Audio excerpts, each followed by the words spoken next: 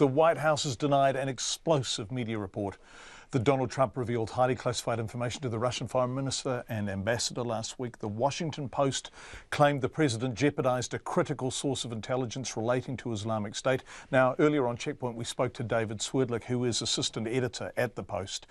Karun Demirjian is a congressional reporter for the paper, now in D.C. She was formerly in Moscow. She says there are so many perplexing things here that President Trump has disclosed highly confidential intelligence, that in doing so he's betrayed the confidence and trust of an ally and source, that he's done so in the company of an adversary, Russia, and that he's displayed a striking lack of judgment in doing all of that. America has close allies, NATO powers, of course, the Five Eyes partners and so on, but you don't even have these conversations with them. It is perplexing to many people who are watching.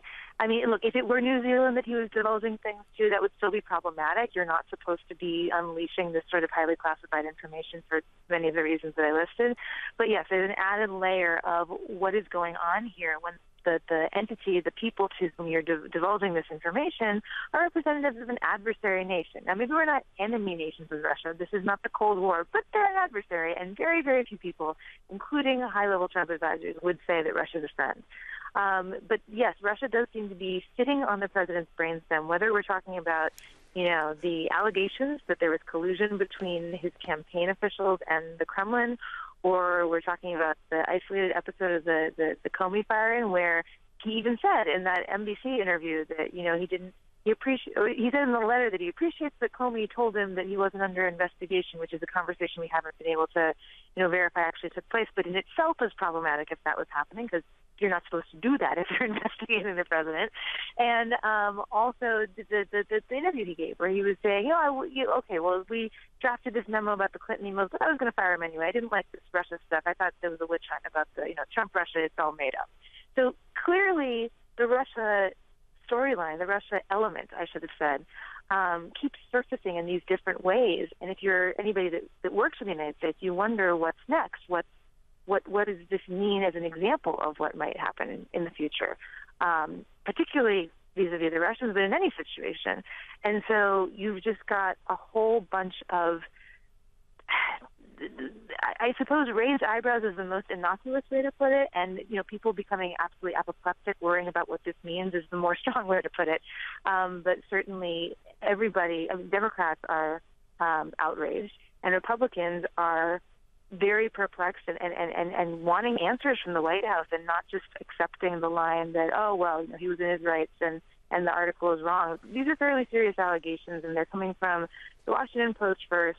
About an hour after we posted the story, the New York Times matched, and it matched largely what that story said. BuzzFeed also put out a story that matched many of the points. So this is not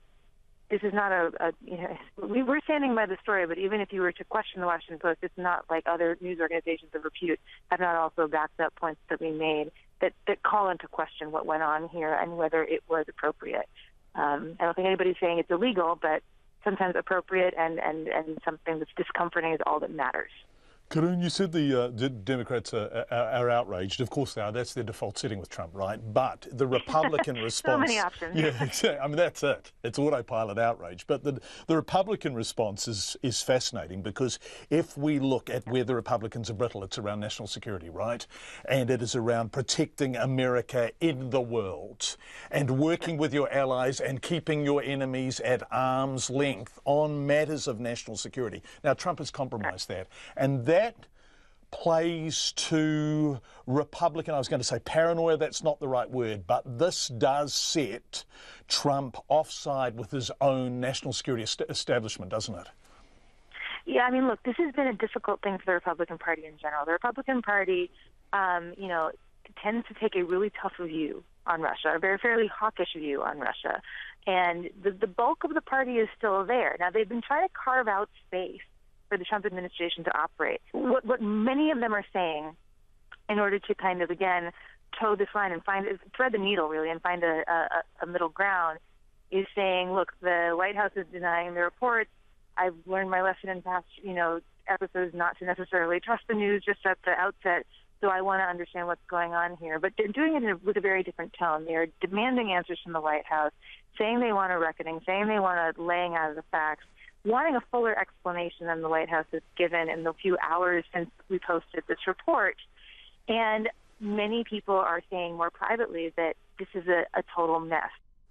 Karun Demirjian, who's congressional reporter for The Washington Post.